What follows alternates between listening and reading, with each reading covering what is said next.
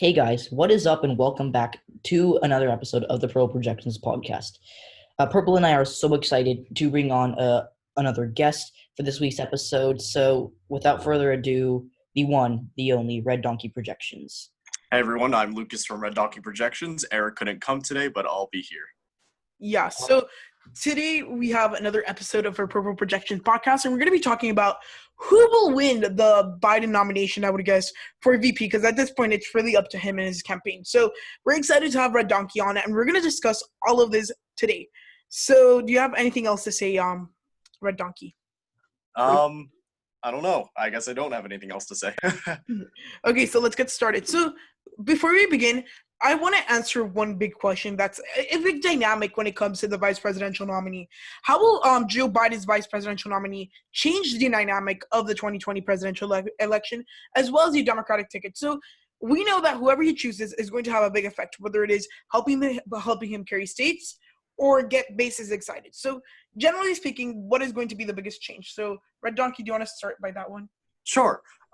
Well, to be quite honest, I don't think it will impact it that much. Maybe if he chooses not that great of a candidate, it will probably hurt him. We saw that in 2008 when John McCain chose Sarah Palin. It really didn't help his campaign that much. But usually people are voting for the person on that top of the ticket, voting for the president of the United States. Sure, vice president might be a small factor, but in my opinion, it's not such a huge one. It can definitely slightly help or hurt in certain states, but definitely won't be the main factor of how a person votes. Yeah. And I 100% agree with Red Donkey on this one. So I think that this is being overhyped because, like, other than coronavirus, we have nothing really to talk about. So we're talking about the unknown in politics right now. And like the only question like to be decided like before we can 100% hone in on the Biden versus Trump matchup is who's going to be the VP. So I agree that it's not going to help or hurt him. I think that if he chooses someone, regardless, like he's obviously not going to choose someone like Sarah Palin, who's that horrendous. But say he chooses maybe a Kamala Harris, he'll see maybe like a 1% polling boost with black voters or something like that. Say he chooses Elizabeth Warren, he'll see a 2% poll boost with progressives, that kind of thing. But overall, it'll come down to who can get their point across better and where the state of the country is come November. Yes. Yeah, I want to add another point to that. So I remember reading this good point. It was an article. It was basically saying, like, if vice presidents determined how an election would go, in 1988, Michael Dukakis would have defeated George H.W. Bush. George H.W. Bush's vice president was Dan Quayle, who was considered by many to be too inexperienced and not a good pick, while Michael Dukakis had Lloyd Bentsen, who was very experienced, a Texas senator. He completely did very well in the debates against Dan Quayle. So if we see that happen, so it's not really the main determiner of an election. So, yeah, I mean, the debate moment between Dan Quayle and Lloyd Bentsen is a very famous moment in debate history when he Jack Kennedy. So I'm going to, put my point of view on this. Okay, is the VP nominee going to be the deciding factor of the election? Probably not.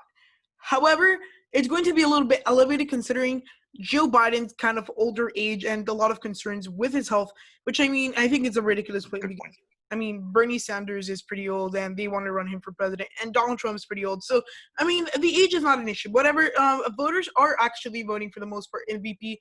If they're excited for this candidate, that means that candidate will probably have a very good starting off point when it comes to 2024.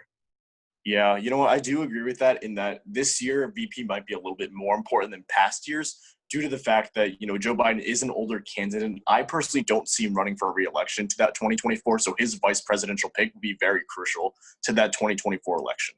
Yeah. Okay, we should move on.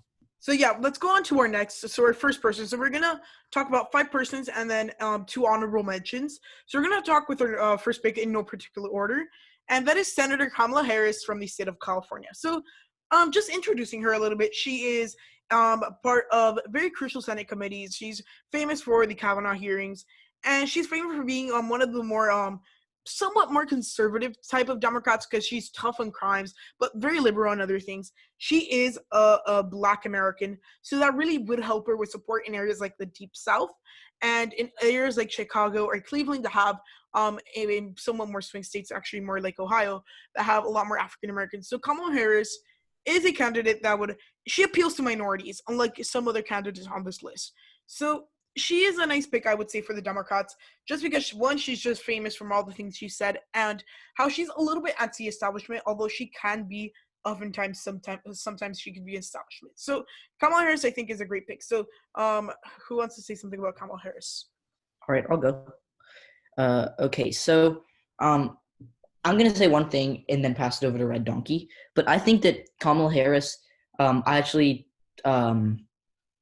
Harris, I'm not going to say that she's unpopular, but I do think that she does have a lot of issues, especially with her tough on crime stance. And yeah, she's Black, so that does help her with the BLM movement. But again, her record, as Tulsi Gabbard pointed out during the debates, like hiding information that could have gotten people who were accused of using marijuana out of trouble legally. She basically hid that from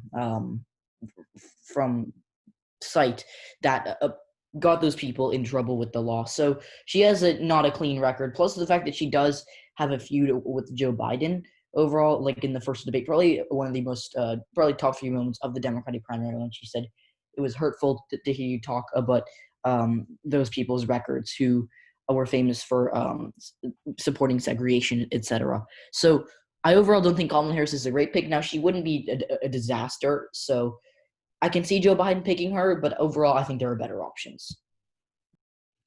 And I'd like to agree with you on that. She is experienced. She is a person of color.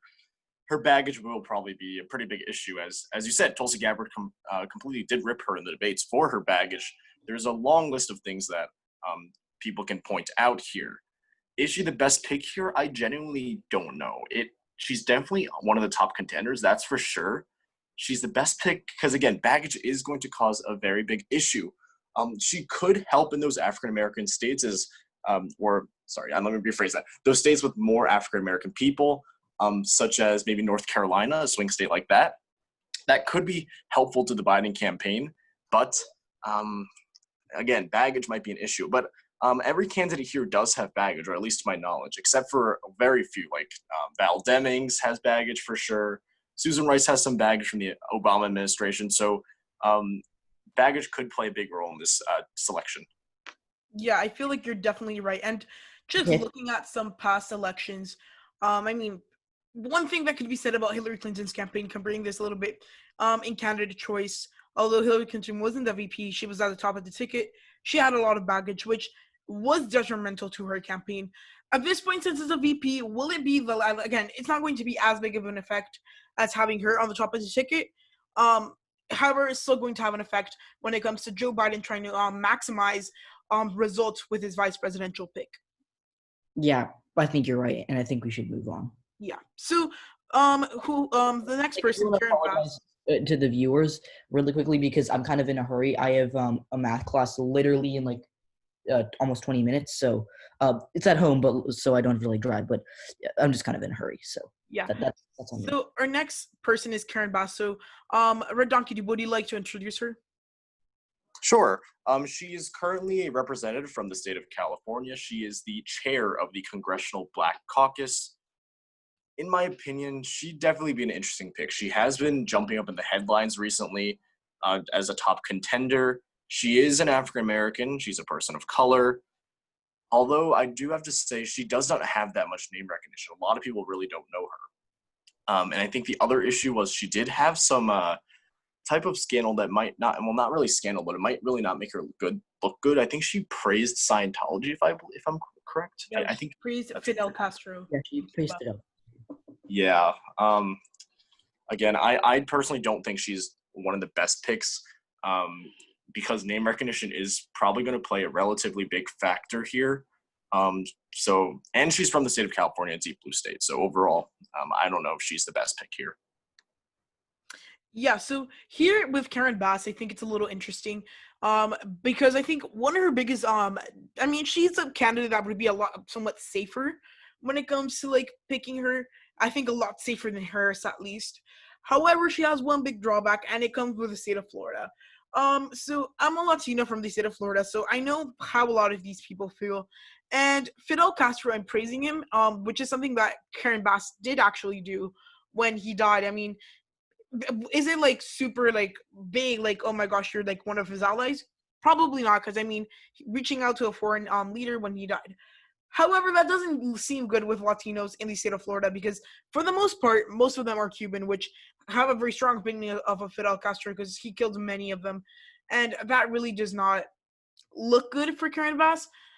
And although, I mean, that happens, I mean, generally speaking, she's somewhat safer because she's the chair of the Congressional Black Caucus, which, I mean, is a good, like, is a good look amongst at least leaders when it comes to more local levels of politics in the United States. So that might really help her in certain areas of the country. Other than that, I mean, she's a pretty boring candidate because she's not well known. She doesn't have too much political baggage, again, because she hasn't been talked about too much before this vice presidential pick. Other than that, I mean, she is a okay candidate. I mean, nothing stellar, I would say. UEP? Yeah, so not stellar, but this has been the topic. She has no name recognition. I'll be honest. I didn't know who she was until about a month ago. Well, so I don't know why I couldn't say that. She is a congresswoman from California's 43rd congressional district, I believe, and that's generally towards the south of California. So like thinking more LA, that region. So it's like not the Bay Area, but it's also important to note. Going back to this topic, this has been the one issue I have, and I think Joe Biden should not pick her 100%. She's, I think, a very bad candidate because of name recognition, and also praising Fidel Castro. And Purple said it greatly that he really thinks that's a bad idea, and like especially he sounded offended by it. So again, you're alienating a lot of Hispanic voters in a very crucial swing state that don't like. If Joe Biden wins Florida, it's game over for Trump. Like you can try different pathways to victory for Trump. You can't do a plausible one without Florida. So if he's trying to lose Florida, without trying to make anyone notice, he should choose Karen Bass. But I think she's a really bad pick, and I would not. If I were Joe Biden, I would certainly not choose her. Yeah. So that was Representative Karen Bass. But again, like we all said, I mean, she's not the best pick. I mean, she does have support amongst African Americans, especially leaders of the Democratic Party, more in the local levels and statewide in some of these states. So, I mean, best pick, probably not. But, I mean, out of the ones we have, I mean, she would probably fall down middle average. So, the next person we're going to be talking about is Susan Rice. So, UEP, do you want to talk about her? Thanks. So Susan Rice, for those of you who don't know, she has some name recognition, but not a ton. So to fill you guys in, she was a national security advisor in the Obama administration. So she does so she has served with Biden, and I believe her and Joe Biden have a pretty good relationship. So that's good news for her. However, she does have some baggage. A Red Donkey mentioned this when we were talking about Kamala Harris. So two things. First, she was part of the Benghazi committee, and anyone kind of associated with that that's bad news for the Democrats, as we saw with Hillary Clinton. And a lot of people didn't fully understand what happened, and people are still basically don't know what happened today. But the whole being associated with that is not good news.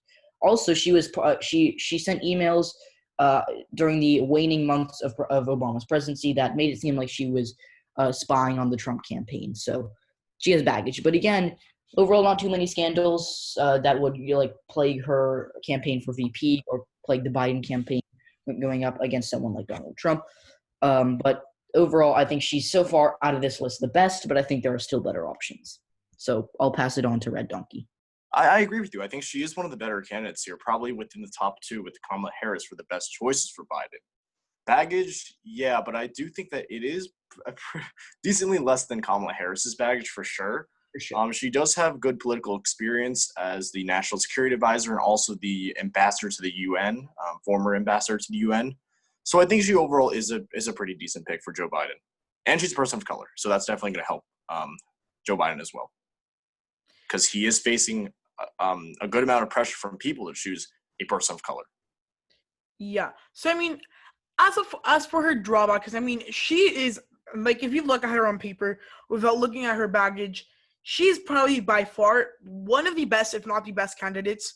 Where do her drawbacks come, and where does her baggage come?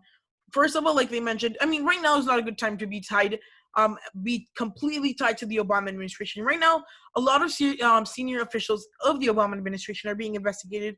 We saw Sally Yates. She testified against to Congress the other, I think yesterday, about all these different things when it came to spying on the Trump campaign. And Susan Rice was pretty much a big part of that group. So she easily, if they ask her to testify, that might not look good for the Biden ticket, especially since Obama's former vice president is on the ticket. I mean, it's not a good look, I would say. So, I mean, it would be a lot safer if they went with someone else. However, she has very good benefits as she is well-known, I guess. Not well-known, but she is, she would be popular amongst voters. But again, she doesn't have elected official, elected experience, as all of the positions politically that she's been given have been appointed. So that's a thing to note as well. So let's actually move on to the next person. That would be Senator Elizabeth Warren. So I'm going to take this one to introduce her. Senator Elizabeth Warren, I mean, she is a pretty famous person, I would say, right now in the Democratic Party. And she used to be a lot more popular, I would say. But then because she was like pretty progressive, a little bit more progressive back around 2018. She was very good friends with Bernie Sanders. We still don't know how that relationship is now after the primaries. But she is a known progressive, and she is from the state of Massachusetts. She's an incumbent senator. So here's the thing with Warren. She definitely appeals, I would say, to the suburban moms. If that's a group that Joe Biden needs to win, absolutely, then Elizabeth Warren is a way to go. Elizabeth Warren is, I think, Hillary Clinton, just a little bit more progressive without that much political baggage. So, I mean, Elizabeth Warren is a great debater, and she would beat Mike Pence in a lot of the debates, which if we consider that Joe Biden's not the best debater, and I would say not the best campaigner, I think someone like Elizabeth Warren, who is a good debater and an excellent campaigner, I think that would be a good pick, and they would be compatible. So, UEP, I'm going to give you a chance to talk about Elizabeth Warren. Okay, so for those of you who don't know, I like Senator Warren a lot. I think that she's I think that one of the biggest kind of misconceptions about her is that she's part of the establishment, which she is not. She served the Senate at least in 2012 before there was a school teacher, and she grew up in a poor family in the middle of Oklahoma. So by no means was she, brought up in politics. So I overall think she's a decent pick. Again, she hasn't really spoken a ton about BLM, which is going to hurt her. So those are the drawbacks.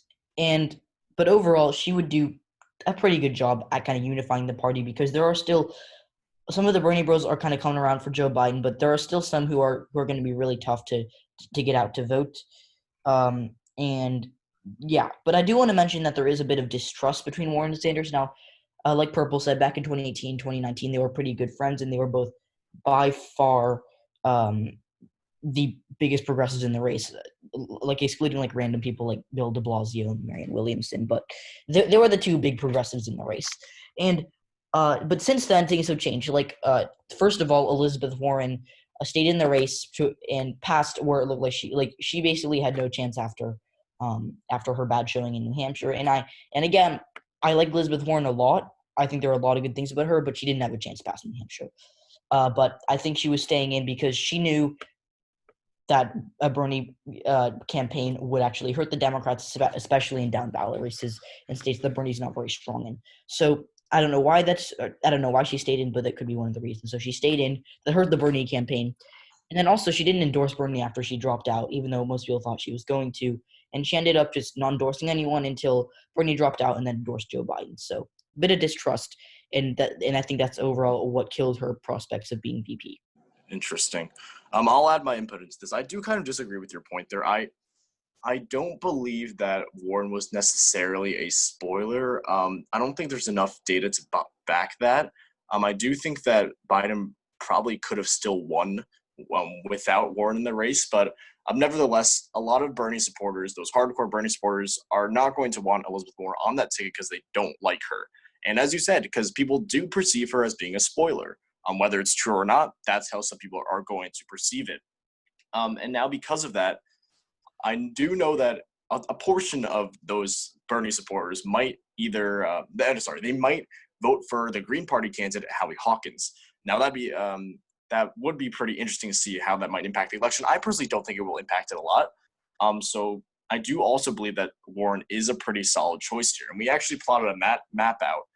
According to ourprogress.org, they also showed that Warren does help in most of the states. And additionally, according to polling, a lot of people do believe that Warren is the best choice out of the candidates, the possible contenders for VP. So overall, I do think Warren does do a good job of uniting the Democratic Party. Although one pretty big drawback is her age. As we discussed earlier in this podcast, Joe Biden's going to need to choose a younger woman because it's pretty unlikely that he does seek re-election in 2024. Warren is like 70, 71 around there. So that might not really be that ideal for a vice president. Yeah. But I mean, I gotta agree with Red Donkey here. I mean, was she a spoiler? That could be discussed. I mean, certainly, I mean, Joe Biden won Super Tuesday with at least Warren still in the race. And I think Super Tuesday was also everyone else was in the race, if I'm correct. Or I think they dropped out right before. I'm forgetting the timeline of events. However, I think Elizabeth Warren, like all of you said, is a great pick. And I think that honestly, drawback again, Bernie Bros. And I mean, other than that, she's very well prepared. She's done some other stuff other than Congress. She has experience. She actually worked for the Obama administration for a little bit she had like a very like specific position. She was researching something or something like that. But she has very good experience, I would say, and she's a great candidate to pick for VP. So we're gonna move on to the next person, and that is Governor Michelle Lujan Grisham. So, Donkey, do you want to introduce her? Yeah, this is an interesting pick here. Eric and I have discussed this a lot. The biggest drawback here is that she is not that well known. She is a Latina person of color that could help him win those Southwest states. You got Arizona, a huge battleground state now. Oh, I'm introducing her. Michelle Lujan Grisham, sorry about that. She is the current governor of the state of New Mexico. She was elected pretty recently, I believe. She's part of the Lujan family, like Ben Lujan, who is running for Senate in New Mexico. I do think governor is a good amount of experience. It's within my top tier of experience. It goes like governor, senator, House. So I do think it is good executive experience if you want to serve as, vice president or something. But again, the big issue is name recognition. And I don't believe that Grisham has that much baggage, or at least not to our knowledge, because she really isn't that well known. It's kind of similar to like the other cases we talked about where they're not that well known. We don't really know that much baggage. So at the moment, she does look like to be a solid pick, but I don't think she'll be considered that seriously due to the fact that she's not that well known.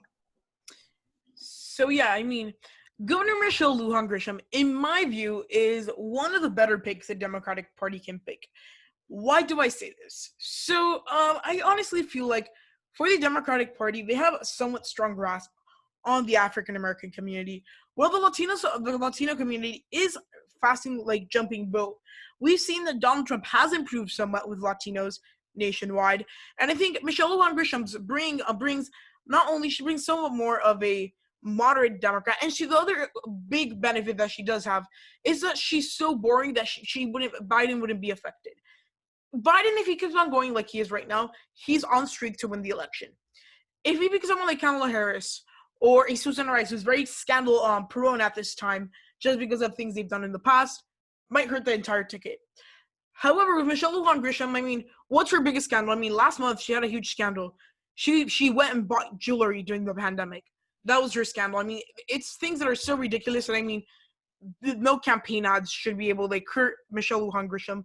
So I think that is a good pick on a campaign and marketing type of side, because they shouldn't be worrying about her saying something kind of stupid compared to like how or a gaffe rather than something stupid. But I mean, she's just a good pick because she's safe. She's a minority. She's a woman of color, and she has no baggage. So that's a pretty good thing for the Democrats. UEP? Okay, so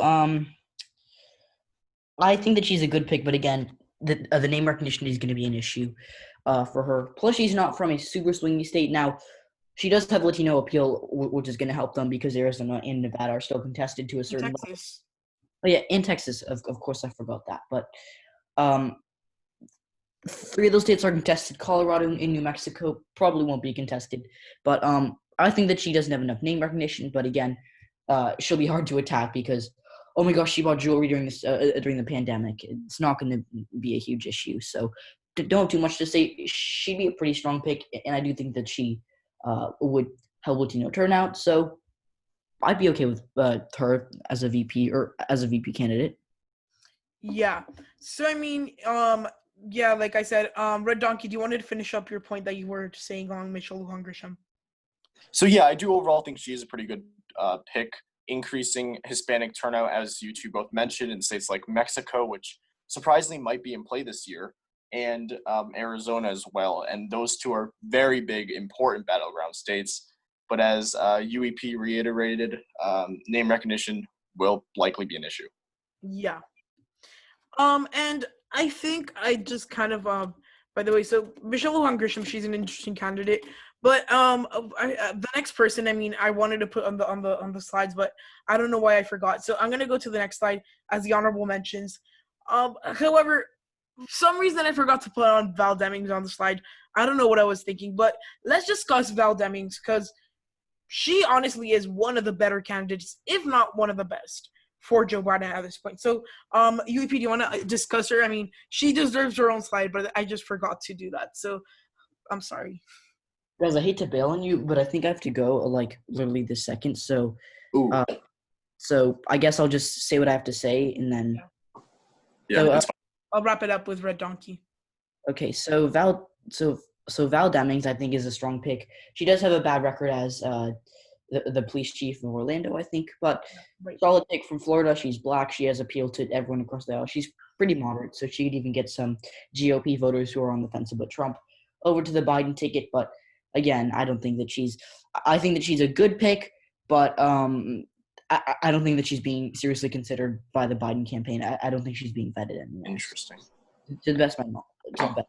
So, all right, guys, I'm not gonna be here, but I'm gonna keep recording on my screen. So, yeah. So I'll wrap it up with Lucas. So, sure. I mean, I should have put her on the slide. She's one of the biggest picks. I don't know why I did not do that. But, however, I mean, she is a great candidate. She's from Florida, so she can carry a lot of the African-American population in the state, which, if you think about it, it might be a good thing because that might offset some of the Latino voters that are not going to be voting for Joe Biden just because they support Donald Trump. Because, surprisingly, there's a lot of Trump support amongst Latinos in Florida. And Val Demings, she's able to also carry a lot of the Deep South and improve their Georgia, South Carolina, get the margin a little up. And generally speaking, in areas where nationwide, because even though there might not be states where African Americans are the somewhat larger than populations than in the bigger states, you have certain parts of certain states that are heavily African American. So she's a great pick. Red Donkey? Yeah, I think it is would very much would be an interesting pick. She is being considered a lot right now.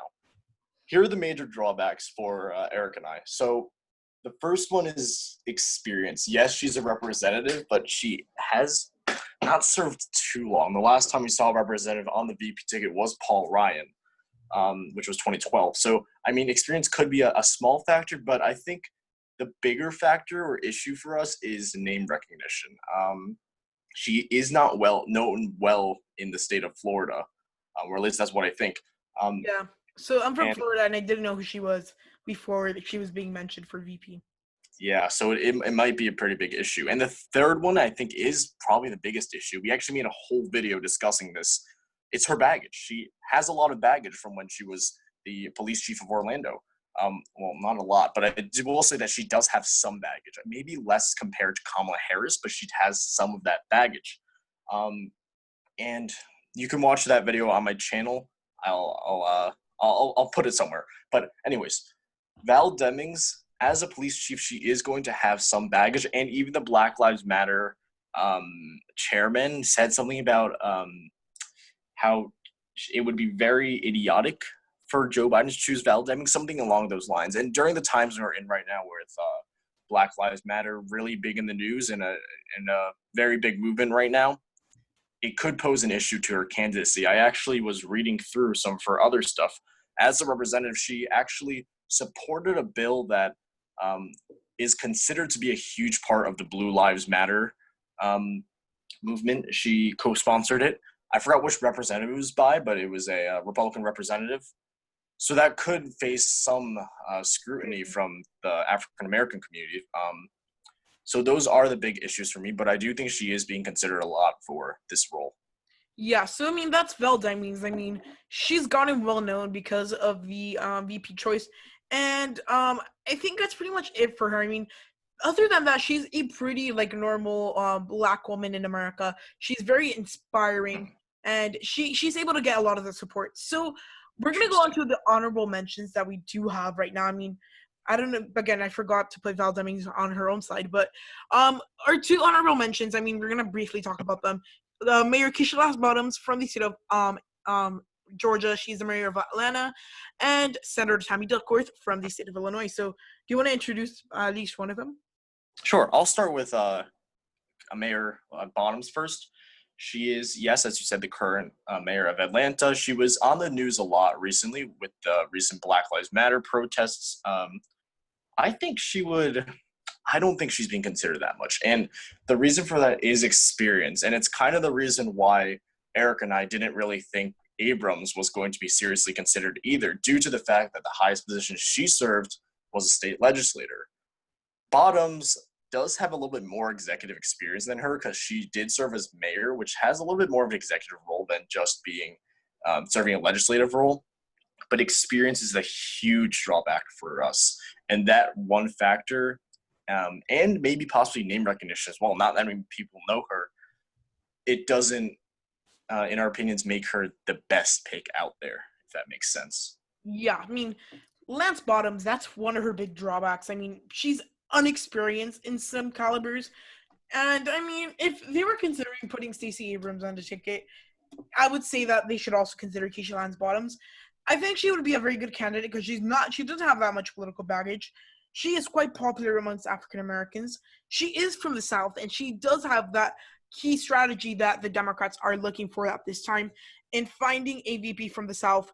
That's a strategy Joe Biden is going. He's banking on Florida. He's banking on North Carolina. He's trying to win Georgia. So he's doing that just in case the Rust Belt doesn't go for him. So Keisha Lance Bottoms would be a great pick to satisfy those needs. So I'm going to go now with Senator Tammy Duckworth. We have to do this briefly because we have only a couple more minutes left. And Senator Tammy Duckworth is actually a very interesting person. She's a war veteran and she is disabled. She has one of her legs amputated. She serves in the United States Senate for the state of Illinois. And she honestly would be a very good candidate because she is inspiring to the suburbs. She is very good amongst different types of voters, especially amongst the Midwest, which is a key area for Joe Biden this time around. Right, Donkey? I do agree with that. I think one of the problems could be a geographical, not being having that great geographical advantage. Although you did mention that she is from Illinois, which, although is a safe blue state, it is within that Midwest area that is very crucial to a Biden victory. So I do personally think that she could provide a little bit of geographical advantage, but not too much. She is a senator. She, I believe, she was inaugurated in 2017, was elected in 2016. So I think she would definitely be a very interesting pick. Is she being considered that much? I think a moderate amount. I think if I had to put this in tiers, like S tier, A tier, B tier, I think I would put her at A tier, honestly, with the Joe Biden picks. Yeah, she's a good pick. Generally speaking, she appeals to many different kinds of people. Think she would do great as VP. So those were our VP picks. Or rather, analyzing the VP picks. I mean, I forgot to put Val Demings on the slides, but that doesn't really matter. And realistically, me and UEP want to thank all of you for watching. I'm sure Red Donkey as well. So we want to thank you for coming on our podcast. We had a lot of fun filming this, and we currently have some goals. Can we help Purple, me, and UEP reach 500 subscribers. That is a goal that we've had for a long time. And our friends Red Donkey are somewhat ahead of us by a little bit. They're ahead of us by almost 1,000 subscribers. But still, I guess they have a goal to get to 2K subscribers. They reached 1,000 subscribers. Yeah, really fast. So please go follow all the channels, like this video on all the channels, and I hope you enjoy more of the content that all of us will be producing. All of us have big plans for our channel, I'm guessing. And yeah, so remember to like, subscribe, and turn on post notifications to get notified when we post our next videos, whenever that is. And yeah, so I hope you enjoyed the video, and I'm going to say, hold on. So, anything else you have to say to your viewers? You know what? Thank you guys so much for having me. I had a lot of fun today. Yeah. So that was very fun. So yeah. So we're done, and goodbye.